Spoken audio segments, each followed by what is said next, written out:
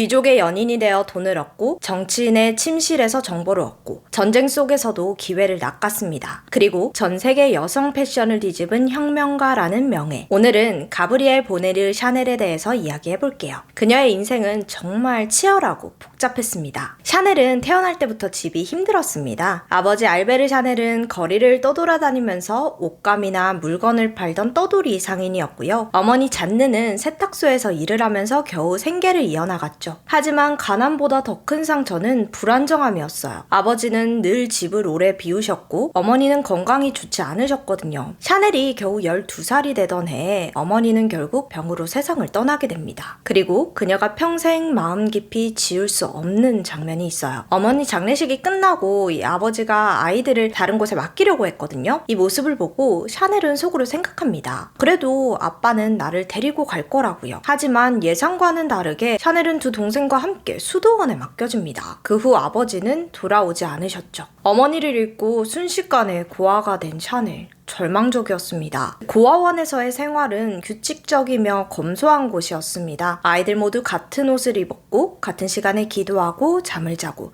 같은 시간에 일을 했죠. 샤넬은 그 속에서 두 가지를 배우게 되는데요. 첫 번째는 바느질과 재봉, 두 번째는 심플함과 절제된 디자인이었어요. 수도원 특유의 검은색과 흰색이 주는 단정함에서 배운 미적 감각입니다. 그렇게 하루하루 기술을 배운 샤넬은 18살이 되자 고아원을 떠나 프랑스 물랭이라는 도시로 갑니다. 그녀가 가진 건 바느질 하나뿐이잖아요. 그래서 작은 옷 수선 가게에서 일을 하면서 생계를 이어나갑니다. 하지만 옷수선만으로는 생활이 빠듯했어요. 그래서 밤에는 가끔 술집에서 노래도 합니다. 그때 자주 부르던 가사가 누가 내 코코를 봤나요? 였는데 이때부터 사람들은 그녀를 코코라고 부르기 시작해요. 그렇게 코코 샤넬이라는 이름이 탄생한 거고요. 그러던 어느 날 노래를 부르고 있는 샤넬 앞에 에티엔 발상이라는 귀족 청년이 나타납니다. 그는 샤넬에게 반해서 자신의 마음을 계속해서 표현했고 그녀를 자신의 별장으로 데려갑니다. 샤넬도 이렇게 좋은 별장 오니까 점점 그가 멋지게 보이기 시작한 거예요. 그래서 두 사람은 연인이 됩니다. 그녀는 그의 별장에 들어와서 살게 되면서 귀족 세계를 처음 경험하게 돼요. 인맥이 많다 보니까 많은 사람들이 오고 가곤 했죠. 그 별장에 자주 놀러온 남자들 중 한 명이 발상의 절친 오이 카펠이라는 남성이었는데 이 남자가 되게 영국의 신사 스타일이었어요. 지적이기도 하고 말도 잘 타고 패션 감각도 뛰어나고 한마디로 백마탄 왕자님 같은 존재인 거죠. 이 두 사람은 자주 대화를 하면서 우리 좀 결이 잘 맞는데? 막 이렇게 생각을 해요. 카펠이 생각하기에 샤넬은 다른 여자들과 다르게 되게 똑똑하고 당당하다고 생각했습니다. 무엇보다도 가치관도 잘 맞는 것 같다고 느꼈어요. 샤넬도 카펠이 마음에 들었습니다. 발상은 좀 좋은 연인이긴 하지만 자신을 존중해주지도 않고 스폰서 느낌이 강했는데 카펠은 아니었거든요. 진심으로 자신을 아끼고 사랑해준다는 걸 느꼈습니다. 결국 샤넬이 보이 카펠에게 마음이 기울기 시작하면서 두 사람의 진지한 만남이 시작되죠. 어느 날 카펠과 샤넬은 데이트를 하고 있었어요. 그때 그가 그녀에게 말했죠. 넌 왜 옷 만들고 싶어? 그러자 샤넬은 이렇게 대답합니다. 내 옷 입고 여자들이 자유롭게 움직였으면 좋겠어. 예쁘기만 한 옷은 싫더라고. 이 당시만 해도 여성들의 의상은 코르셋이 있는 불편한 옷만 있었거든요. 카펠은 웃었죠. 그래, 그게 너답다. 그렇게 두 사람은 더 가까워졌고 카펠은 샤넬을 여자 그 이상으로 대합니다. 그가 말합니다. 네 가게 열자. 너 이름으로. 어때? 샤넬은 처음엔 망설였지만 그의 지지 덕분에 결국 1910년 파리의 캉봉거리 21번지에 자신의 이름을 건 첫 가게를 열게 되었습니다. 사실 응원 덕분만은 아니었죠. 이 사업 자금을 아낌없이 지원해줬고 아이디어에도 조언을 아끼지 않았어요. 그렇게 코코 샤넬의 첫 브랜드가 시작이 됩니다. 이 샤넬 모드라는 이름의 이 가게는 원래 모자 가게였습니다. 고급스럽고 심플한 디자인의 모자를 선보이면서 빠르게 주목을 받았어요. 그리고 3년 뒤에는 도빌 부티크라는 가게를 열었습니다. 여기는 모자뿐만 아니라 여성용 캐주얼 옷을 판매했죠. 이 당시 코르셋에 묶여있던 여성 패션이었다고 했잖아요. 샤넬은 계속 이걸 바꾸고 싶어 했고요. 그래서 편한 니트 소재와 실용적인 디자인을 선보였는데 이것도 대박이 난 겁니다. 이어서 캉봉거리 31번지에 더 큰 매장을 오픈했어요.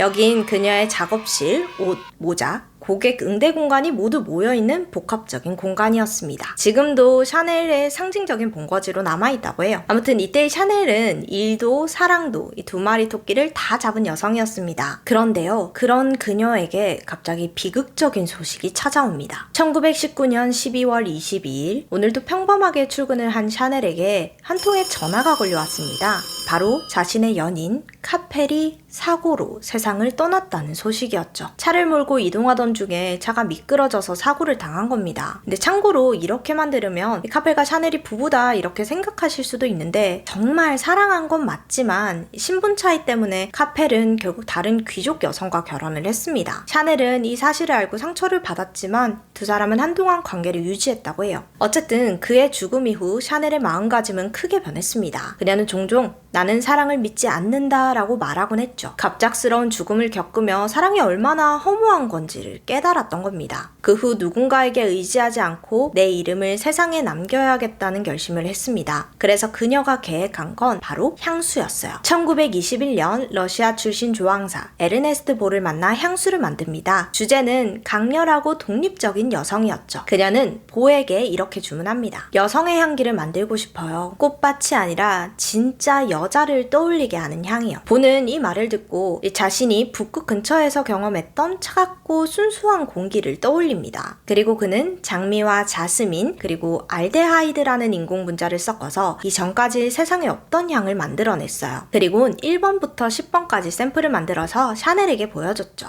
그녀는 향을 맡더니 망설임 없이 5번 샘플을 선택합니다. 5는 나에게 행운의 숫자예요. 5월 5일 날 컬렉션을 공개할 예정이니 이름은 넘버 5로 합시다. 정말 간단하게 향수 이름이 만들어졌죠. 다음으로는 병 디자인을 해야 되는데 당시 유행했던 화려한 병과는 다르게 향기 자체가 주인공이기를 바랬어요. 그래서 위스키 병의 영감을 받아 심플하고 투명한 사각형 병에 담아내기로 합니다. 외형으로부터 자유를 원했던 겁니다. 마치 그녀가 코르셋을 없앴던 것처럼요. 1921년 넘버5가 세상에 첫 선을 내보이면서 폭발적인 반응을 이끌어냈습니다. 1930년대는 미국으로 진출하며 더 대중화되었고 1950년대는 마릴린 monroe의 대사로 우리나라까지 넘버5가 입소문을 탔죠. 잠잘 때 입는 건 샤넬 넘버5 한 방울 뿐이에요. 이 말 한마디로 이 향수는 전설이 됩니다. 근데 저는 처음에 이게 광고였다고 생각을 했거든요. 근데 알고 보니까 그게 아니더라고요. 마릴린 monroe가 기자와의 인터뷰에서 기자가 혹시 뭐 입고 자세요? 이렇게 가볍게 물었을 때 이 대답을 한 거래요. 당시로서는 너무나 파격적이고 대담한 거죠. 정말 순수한 개인적인 발언이었고 샤넬 본사도 이 발언을 처음엔 알지 못했다고 합니다. 그렇게 향수가 큰 성공을 거두면서 그녀의 연애사도 한층 더 화려해졌습니다. 1923년에 영국 웨스터민스터 공작 휴 리처드 그로베너와 사랑에 빠지게 되는데요. 그는 당시 세계에서 손꼽히는 부호 중 한 명이었다고 합니다. 이 공작은 그녀에게 청혼까지 했어요. 하지만 샤넬이 이를 거절합니다. 공작 부인이 되고 싶지 않고 코코 샤넬이고 싶다면서요. 이어서 샤넬의 인생에서 가장 많은 논란이 있었던 나치와의 관계를 빼놓을 수 없는데요. 세계 2차 대전 당시 1940년대 초반 프랑스가 독일에 점령당할 때 그녀는 나치 독일과 복잡한 관계를 맺은 것으로 알려져 있습니다. 13살 연하였던 독일 외교관이자 스파이 딩클라게라는 남성과 파리 리츠 호텔에 머물면서 그를 통해 나치 고위층과도 연결되었다는 주장이었죠. 최근 공개된 문서에 따르면 샤넬은 독일 정보기관과 협력을 해서 첩보 활동을 했으며 웨스터민스터 공작과의 인맥을 통해 영국 정부와 접촉을 시도한 것으로 알려져 있습니다. 당시 나치는 전 세계적으로 전범 국가였고 프랑스는 점령당해 있었죠. 그래서 나치 독일과 협력했다는 사실이 밝혀지자 많은 사람들은 충격에 빠졌습니다. 근데 사실요, 그녀가 나치와 협력한 이유 중 하나가 자신의 향수 때문이라는 이야기도 있습니다.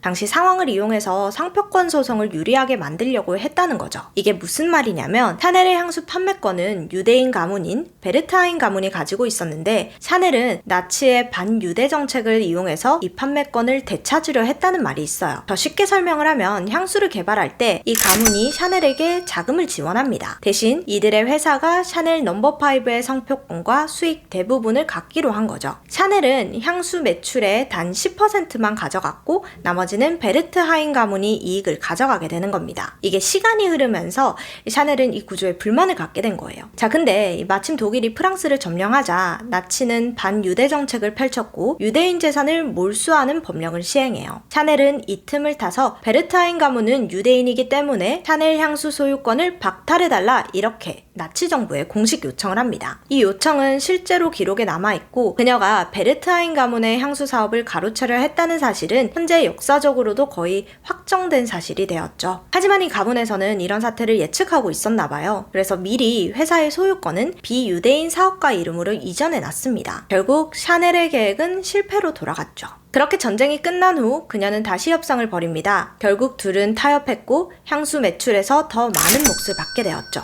베르트 하인 가문은 샤넬에게 막대한 현금을 지급하고 그녀가 경제적으로 평생 불편 없이 살 수 있도록 보장했습니다. 지금도 퍼퓸 샤넬은 베르트 하인 가문이 소유하고 있어요. 세계대전이 끝나고 난 후에 프랑스 사회는 독일 협력자들을 색출하고 처벌하는 분위기에 휩싸입니다. 파리 사회는 샤넬을 싸늘하게 바라봤어요. 그래서 그녀는 결국 스위스 로잔으로 떠나 약 10년간 조용히 살아갑니다. 이때 고급 호텔에서 살면서 호화로운 생활을 즐겼지만 대외 활동은 하지 않았다고 해요. 그렇게 10년이라는 시간이 흐른 뒤에 패션계에는 새로운 흐름이 등장했습니다. 당시 크리스찬 디올이 내놓은 풍성한 스커트와 잘록한 허리를 강조한 스타일이 큰 인기를 끌고 있었죠. 샤넬은 완전 거부감이 들었어요. 내가 그 불편한 코르셋을 없앤 걸로 유행시켜놨는데 왜 또 여자들을 코르셋 속으로 몰아넣어? 이건 시대를 거꾸로 돌리는 짓이라고 생각을 합니다. 결국 71살의 나이에 패션계에 전격 복귀합니다. 이게 그냥 들었을 때는 그렇군 이렇게 생각할 수도 있는데 이게 정말 대단한 용기예요. 70대 그것도 논란이 많았던 과거를 가진 여성이 다시 무대에 서는 건 이례적이었거든요. 처음 돌아왔을 때 프랑스에서는 냉담한 반응이었지만 미국과 영국 시장이 그녀의 간결하고 실용적인 스타일을 재발견하면서 다시 대성공을 거두게 됩니다. 특히나 이때 트위드 수트, 골드 체인 핸드백, 깔끔한 플랫 슈즈 같은 이 아이템들이 대유행을 했죠. 1971년 1월 10일 일요일 아침 샤넬은 파리 리츠 호텔 스위트룸에서 평화롭게 눈을 감습니다. 향년 87세의 나이였어요. 샤넬은 마지막 순간까지 결혼하지 않았습니다. 자신의 인생을 사랑했고 자신의 브랜드를 사랑했어요. 하지만 개인적으로는 엄청 외로움을 느낀 것으로 알려져 있습니다. 늘 일에 몰두했지만 밤이면 리츠 호텔 스위트룸에서 혼자 와인을 마셨다고 해요. 이 이야기를 통해서 저는 이런 교훈을 생각해 볼 수 있었는데요. 첫 번째는 자신만의 길을 스스로 만들어라 해요. 어린 시절 고아원에서 자랐고 사회적 기반도 전혀 없었습니다. 그러다 보니 스스로 자신만의 길을 개척해 나갔죠. 남들이 정해주는 삶이 아니라 내가 원하는 삶을 살아야 한다는 강력한 메시지를 볼 수 있습니다. 두 번째는 과거에 얽매이지 말고 다시 시작할 용기인데 나치 협력자라는 치명적인 오명을 안았음에도 무너지지 않고 다시 일어섰습니다. 여러분도 원하는 게 있다면 도전하는 마음을 두려워하지 않았으면 좋겠어요. 마지막은 완벽을 꿈꾸되 스스로를 사랑해라. 저는 이 말이 제일 와닿았는데요. 그녀는 디테일에 집착할 정도로 완벽을 추구했지만 그 과정에서 자신에 대한 확신을 절대 잃지 않았습니다. 결국 진짜 아름다움은 남의 기준이 아닌 자기 자신을 사랑하는 데서 나온다는 것을 일깨워주죠. 사실 이거 우리가 다 알고 있는 말인데 살아가다 보면 까먹을 때가 많아요. 현실에 부딪히니까요. 하지만 오늘 샤넬의 이야기를 들으면서 여러분들도 다시 한번 스스로 질문하고 재정비하는 시간이 되면 한층 더 성숙한 삶을 살 수 있지 않을까요? 오늘은 코코 샤넬이었습니다. 여러분 감사합니다. 구독과 좋아요는 저에게 큰 힘이 됩니다. 감사합니다.